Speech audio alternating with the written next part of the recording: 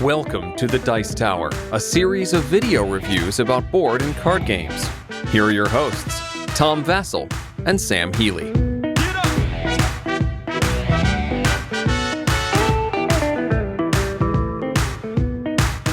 Hey folks, I'm Tom Vassell. I'm Z Garcia. Hi. Sam Healy, what's up? Today we're taking a look at Caverna, Cave versus Cave. He called me a cave. Okay, so Uwe Rosenberg has made two-player versions of his most famous big games, Agricola, All Creatures Great and Small, Le Havre. They made Le Havre the inland port. So it comes for Caverna, circle. they're going to make Caverna Cave versus Cave. And I've always appreciated the fact that, at least with the last two games, that he took the two-player games and made them similar to the big game, but not quite the same. They were very different, and for two-player, because you can play Agricola, Le Havre, and Caverna with two players. So this has to be something different, Sure. Otherwise, also it's a much smaller box, much smaller components. Yep. Here's how it plays.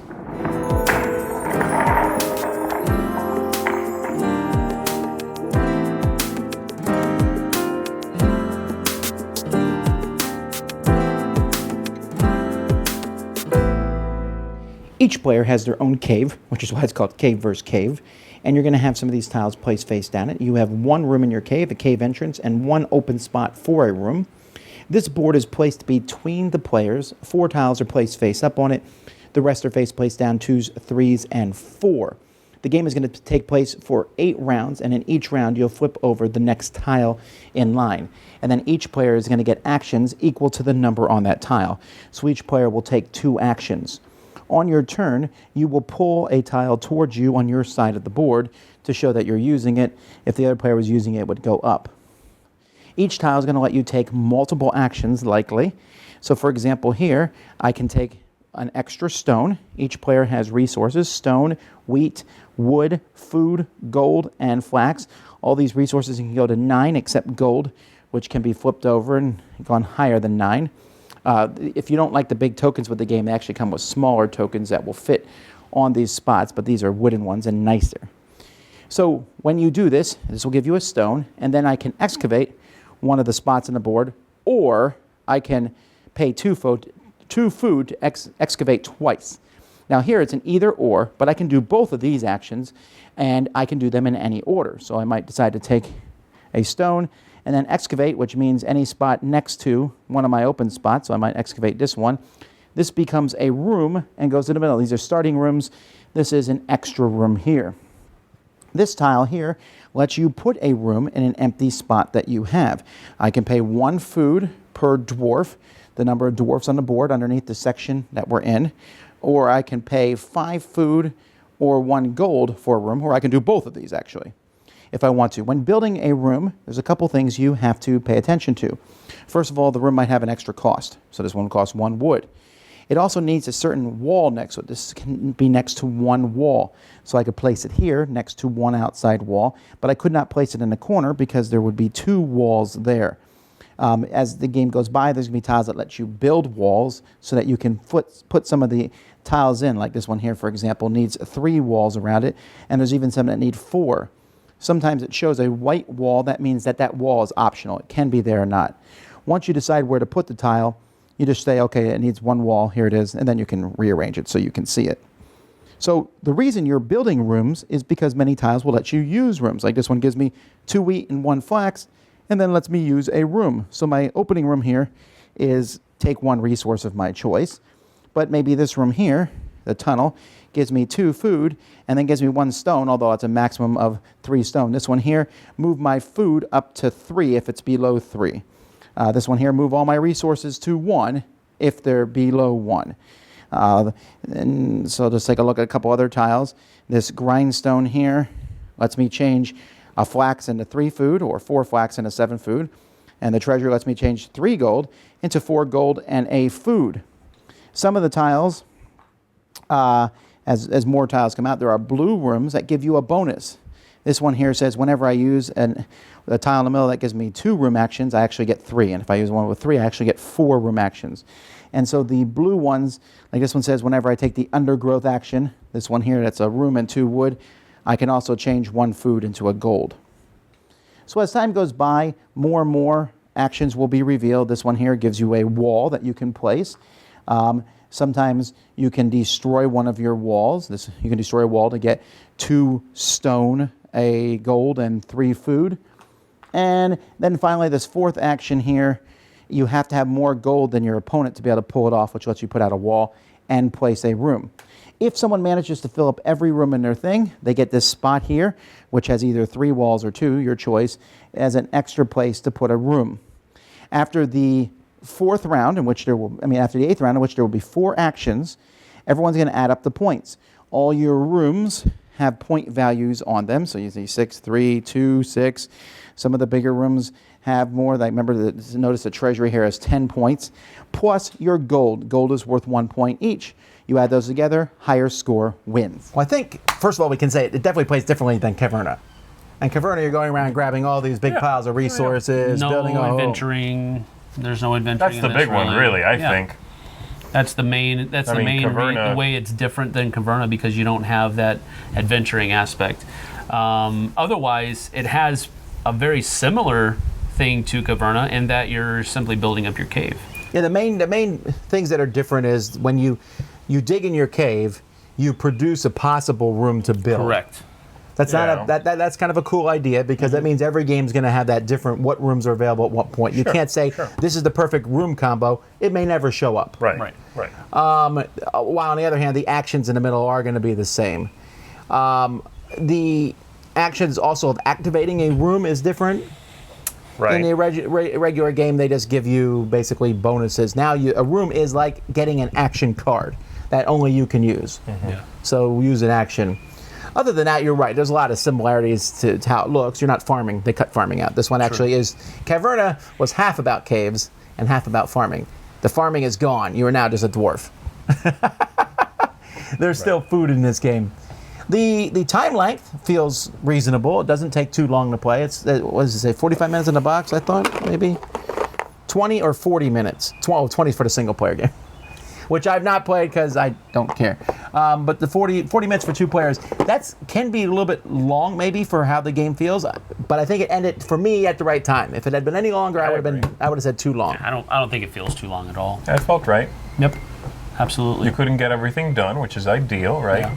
If I had been done, exploring every cave and doing, if you feel like when the game's over, we're just at the end going okay, so I'm good here. I'm sort of done building up. What's next? Right. No, they made you feel like, ooh, I want one extra turn to get this one room built. That's great. It's on point. Mm-hmm. Well, to take out the feed your people part. That's true. Yeah, which is fine. It doesn't need it. Right. It's not really a worker. It takes worker placement and stands it on its head a little bit by taking those things and you pull them to your side. That's the same as actually putting a worker on it. Yeah, of course. So, do you like that mechanism better? Does that change anything, really? Pulling the cart towards me? Yeah, as opposed to putting something on it. Well, no, I mean, it's just another way to do the same thing without having more pieces to manipulate. Yeah. Do you like the resources being on a track rather than collecting that type of resource? Not particularly. That was probably the one fiddly thing about the game that I didn't enjoy was constantly moving these things up these different. I mean, it's one singular track, but you have 6 things on that one track, and you're going, that doesn't fit there. I got to move these over, and it was just a little fiddly for me. That was one thing that was kind of a pull down. Yeah, I agree with you that it's a little fiddly, but also, and this is no one can stop the Uwe from doing this, but he has way too many resources in his games. Did it need 6 or 7 different things? Yeah, I guess I can see that. Yeah, I don't mind that. The one one's not as bad as Ora Labora had 20 different things. There's a lot. True. Actually, the Feast for Odin has a lot of resources. The one thing I didn't like about the game that much, I thought the wall thing was fiddly. Why can this room only be built in this wall configuration, except this wall can possibly be there or not? And then you can build the rooms in wherever you want. That's another restriction. No, I know it's a restriction, and I understand the restriction. It just felt like a fiddly restriction, or slightly fiddly to me. This extra thing in the game, now I got to build walls. I can tear walls down. I can't go through a wall. That's one of the things that I thought. One thing I utilized the walls, and Z didn't use them at all. I felt the same way. I felt like it was another thing that was tacked on. I think that's one of the main reasons I was able to win. Wait, you didn't use it because you thought it was tacked on? Because I thought it was fiddly. Because I'm like, I don't want to deal with this. The two highest scoring point rooms in our game needed to be completely enclosed. No, Which makes right. sense, That makes sense. Right, that's why they do it. I just think instead of like it being walls, I wish it would have just been pricier to build those or something. That's what I mean. But it's another thing you manipulate in the game, which I think is what Tom's talking about. It's not a huge deal. It felt odd. Like, I guess thematically maybe it felt odd. I get that the rooms, I don't know. It's hard to explain, but it just, the wall thing wasn't as... Thematically it fits. Because if you're building a house, you're going to have different houses. You need walls to separate those different rooms. And if you're a dwarf, baby. Yeah, you do. Yeah, Dwarves don't play like that. Yeah, they do. Here's the thing. I like the game overall, right? I don't think I love it. I would never play it over Caverna, even two-player, because I love Caverna. But to be fair, you can put this on the table in about 5 minutes, while Caverna is 15, 20 minutes. Right. And that's if you know what you're doing. Right. It also takes a while to set down and, a longer game. So I'm not really comparing it to that. I will compare it to the other two in this genre, Agricola, All Creatures Great and Small, and Le Havre Inland Port. I liked both of those better than this one. This one's different feel. I think this one, though, is fast. It's back and forth. You're kind of interested in what your opponent's doing, but not too much. You're essentially building your own thing. Yeah. You're mostly just not trying to pick the action, which is how the whole series has been, and that's fine. But the cave versus cave, like the front of the cover, this whole da-da-da-da-da, doesn't actually come out in the game. It's just who scores more over the course of the game. Sure. So I like it. I'm going to give it one flax up because that's the one resource you would cut from the game. I know Flax and waxing. Yeah. Well, there's too many. Flax on? I've played not both of the other ones, but I have played All Creatures Big and Small. I've never played the Inland Port. And I actually like this one better than that game. Yeah, but you have a weird... You're like the only person I met who has such a negative opinion about it. Get this out. Go ahead. Oh, you don't like it either? Go ahead. Say that. Go ahead. Agricola, All Creatures Great and Small. You're a weird guy. Agricola, All Creatures Great and Small. No. He cut you deep, sure. I'm crying on the inside where I'm not. Your feelings hurt. I like that this one has... I'm building powers that are different from my opponents. In the other game, in Agricola, All Creatures Big and Small, I have differently enclosed sheep.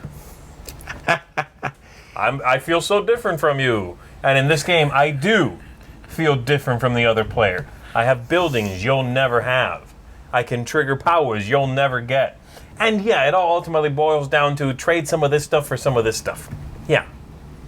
But it still helps to feel a little bit different. Like, ooh, look at my cave. It's different from yours. Not just the shape, like in Agricola, but the stuff in it, too. That's why I like it a little bit better. Having said that, I'm still not enamored with the game. I thought it was a fine Euro game, but there is a lot of this pushing stuff around. And that track doesn't help alleviate that feeling of, wow, I really am just giving up some stuff and grabbing some other stuff and then giving up that stuff and grabbing some other stuff. Doing this whole thing. Yeah, that's true, because the whole game. One goes down, one goes up. It doesn't alleviate that feeling. So, having said that, I enjoyed it. So I'm going to give it, I'm like between like half a filthy dwarf beard and a full filthy dwarf beard up. I'm like 3/4 of it, like a filthy full beard, but like he just trimmed it a little bit. Dude, we're not gully dwarves, dude. Come on, man. That's my rating. Dwarf Best beards are fantastic. rating ever. And glorious. All right, well, what's your rating? Well, I'm going to give this. First of all, I've never played All Creatures Great and Small, and I never played Inland Port, whatever it was called, simply because I had no desire to play them. You don't like the bigger games. I didn't like Agricola that much, and when All Creatures Great and Small came out, I was like, who cares? Yes. I actually enjoyed Le Havre more than Agricola, but again, I don't really care. When this came out, I was like, ooh. Because dwarves. That's part of it. You but also like Caverna. I also like Caverna a lot. I like the game. So a 2-player version of it really sang to me because I knew it wasn't going to take as long to set up as Caverna does. As far as the cave versus cave aspect, I think it is there because I think if you neglect keeping an eye on what your opponent's doing, that's going to hurt you because you'll find that you might be going for the same thing, wasting your time because they got to it first. So now you have to retrack and do all of this other stuff. Your strategy is going to cave in. Thank tried to fit in with you and your bad jokes. But anyway, I really enjoyed it. Actually, I'm going to give it 2 glorious dwarves up. Wow. Different dwarves, clearly. All right, until next time, I'm Tom Vassell. I'm Z Garcia. Thank you. Sam Healy. See you on the flip side, y'all. Thanks for watching our review today. For more information about board games, as well as the #1 board game audio podcast, check out Dicetower.com for reviews, interviews, and more. I'm Eric Summerer, and you've been watching The Dice Tower.